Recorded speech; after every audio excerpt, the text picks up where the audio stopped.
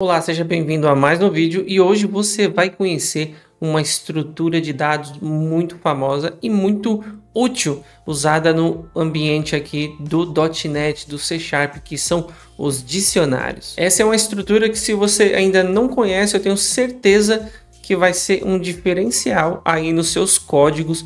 Em situações mais específicas, ela vai cair como uma luva. Mas antes da gente começar, eu te convido a se inscrever no canal se você já não for inscrito.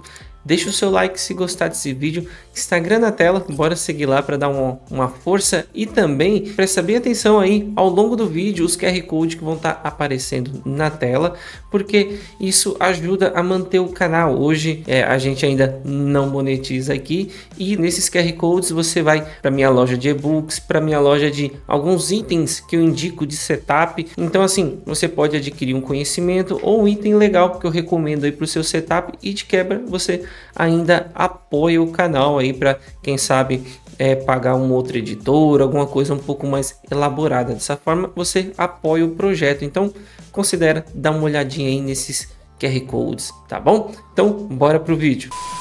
Bom, e para começar, o mais importante é entender o que é essa estrutura, o que é um dicionário de dados, né? Bom, diferente do vetor, do array, que seja, ele é um dado indexado, né? No caso do vetor, ou seja, o que isso significa? E se você não sabe o que é um vetor, card na tela que eu já tenho aula sobre isso. O índice, no caso, né, que é usado por um vetor, uma matriz, ele funciona basicamente como um índice de um livro, aonde você vai através de um número, né? Você tem lá o índice, né? O capítulo 1, o capítulo 2, aí o capítulo 2 está na página tal. Então ele tem um número que aponta para a posição de onde está um conteúdo. Essa é a função base de um índice, parecida exatamente como é usada no mundo real. Já um dicionário, fazendo uma alusão aí ao dicionário real, que eu acho que pouquíssimas pessoas talvez devam usar hoje em dia, mas no dicionário você vai para como que você encontra o conteúdo. É através de uma chave que é a palavra que você está procurando. Quando você encontra a palavra, você encontra a definição daquela palavra, ou seja, o nome da palavra ali é a chave, e o conteúdo, valor, é a descrição do significado da palavra. Então ela funciona como uma estrutura de chave e valor. E um detalhe muito importante, quando a gente está falando de chave, você pode associar também ao conceito de chave primária, se você já conhecer de banco de dados, que a chave ela tem que ser única, ela não permite que se repita. Isso a gente vai ver na prática. Esse é o conceito básico do que é e para que serve um dicionário. Agora vamos dar uma olhadinha no código para entender como funciona essa estrutura. E bora lá conhecer algumas funcionalidades dessa estrutura. Para começar, eu vou criar uma estrutura aqui, por exemplo, uma variável que vai armazenar os valores de alunos. Vamos supor que é um cadastro de aluno, algo do gênero aqui. E eu preciso instanciar a nossa classe. Então eu vou dar new, e aí eu vou ter que colocar o tipo dictionary. E agora eu vou abrir e fechar um sinal de menor e maior, e eu preciso agora colocar também qual é o tipo da chave, vírgula, o tipo do valor. No nosso caso vai ser a chave vai ser um número e o valor vai ser o nome. Então vamos colocar aqui int, vírgula, string. E aí eu abro e fecho parênteses.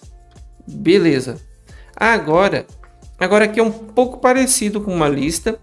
No fundo não deixa de ser uma lista de valores. Algumas coisas você vai ver que se parece muito com uma lista, mas ela tem algumas características adicionais. Então, por exemplo, se eu quero adicionar um valor, eu vou usar o add, um número e um nome. E aí eu posso repetir isso aqui.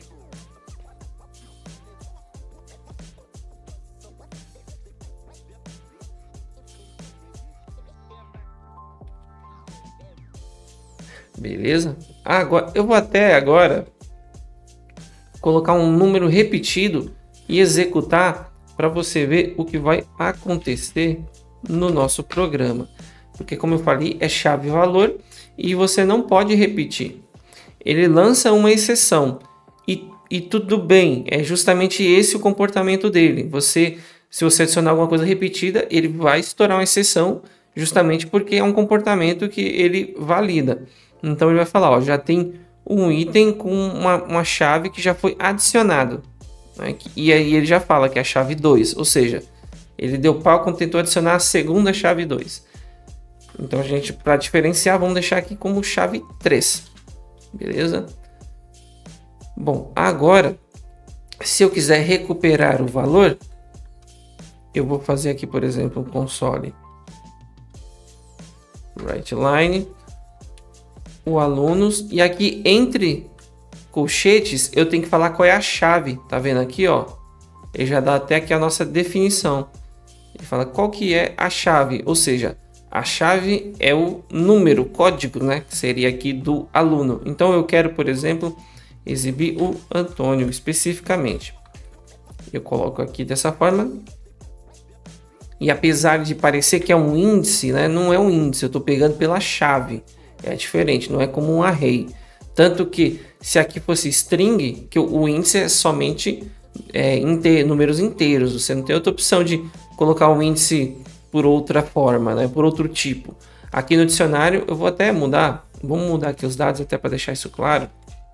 Eu vou mudar aqui para string. Então vamos fazer, por exemplo, como se fosse um dicionário exatamente, né? Vou colocar aqui palavra 1. Aí eu preciso mudar aqui também a definição. E aí aqui eu vou colocar significado 1. E aí eu vou repetir essa mesma ideia para os demais. Então aqui 2 e 2, como se fosse um dicionário de verdade mesmo, sabe? A palavra e o significado. E aí agora, ó, como eu mudei o tipo da chave, ó, aqui ele já entende que agora você tem que procurar. A chave é uma string, então você tem que usar uma string. Aí eu vou usar aqui, ó, palavra 1.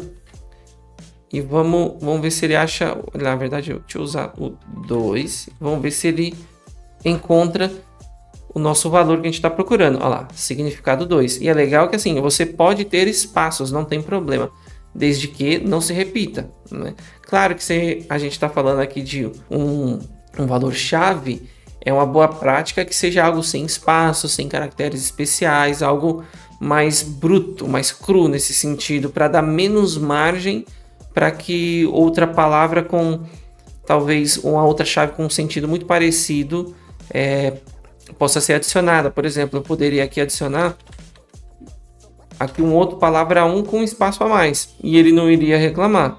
Por quê? Porque são diferentes, entendeu? Mas aí fica uma coisa meio falha. Então, quando você vai definir um valor como chave, você tem que levar esses critérios em consideração. Agora, tem uma parada legal aqui que a gente pode usar, que é o seguinte.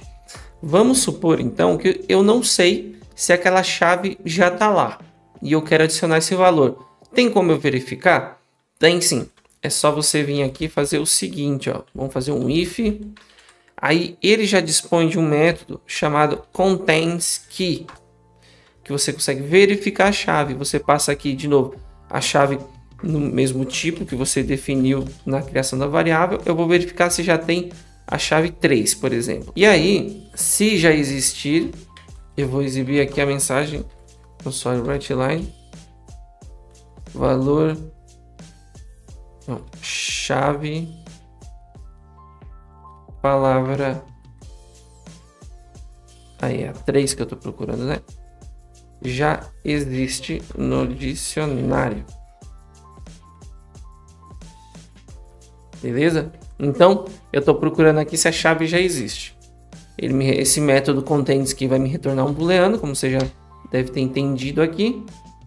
E aí ele exibe aqui, ó, porque eu procurei a chave 3 no dicionário, mas ela já foi adicionada aqui. Então, aqui eu até escrevi errado. Pronto. Então é uma forma de você, se você não tem certeza que essa chave é única no dicionário, mas você quer manter ali uma integridade, então você tem esse método para verificar se essa chave já não existe. Agora também uma outra forma, vamos supor, uma outra coisa, aliás, eu posso fazer é o seguinte, eu vou colocar aqui, deixar um pouquinho mais organizado, e agora eu vou fazer um outro exemplo que vamos alterar Então vamos colocar aqui, por exemplo, chave 3. Então se ela, na verdade, peraí, eu vou fazer o seguinte, ó. Então na verdade, se ela já existir, eu quero fazer uma outra coisa. Eu vou alterar o valor. Então vou colocar aqui, ó, chave 3 atualizada com sucesso. Caso ela já exista, então eu vou pegar aqui alunos, informar a minha chave, palavra 3, e aqui eu vou colocar um valor, e esse valor vai substituir o valor atual. Vou colocar aqui chave 3 atualizada. Então, da mesma forma que você encontra o valor, que nem aqui embaixo, você também é a mesma forma que você vai se referir ao valor que você quer atualizar daquela chave. Então aqui eu vou exibir o valor da chave 3, da palavra 3. Então, de novo, eu vou verificar se já existe essa palavra. Então eu vou pegar aqui e vou atualizar o valor que está nela. E vou exibir aqui a palavra chave 3 atualizada com sucesso. E o valor aqui que vai ter na chave 3, que é o atualizado. Vamos dar uma olhada. E lá, beleza, ó. Chave 3, a mensagem, né? Chave palavra 3 atualizada com sucesso. E aqui embaixo, significado 3 atualizado, que é o valor atual agora que a gente colocou nessa chave. E por fim, mas não menos importante, a gente pode também percorrer os dados, todos os valores do dicionário fazendo da seguinte forma. Eu vou colocar aqui, usar um for each, vou colocar aqui o meu dicionário alunos, o nosso item, a representação dos nossos itens vai ser pela chave, pela variável aluno, que eu declarei aqui dentro do nosso for each. E aqui eu vou fazer o seguinte, eu quero não só imprimir o valor do alunos, mas também a chave. Então eu vou fazer assim, ó, eu vou interpolar o nosso ID, e aí aqui eu vou colocar aluno, que é a nossa variável ali, ponto i, ele tem a nossa chave, e aí eu vou colocar aqui nome,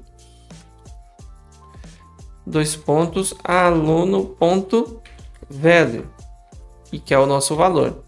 E agora ele vai imprimir todos os valores. Eu vou até tirar essa verificação aqui para ficar um pouquinho mais curto o nosso código. Deixa eu aumentar um pouco também.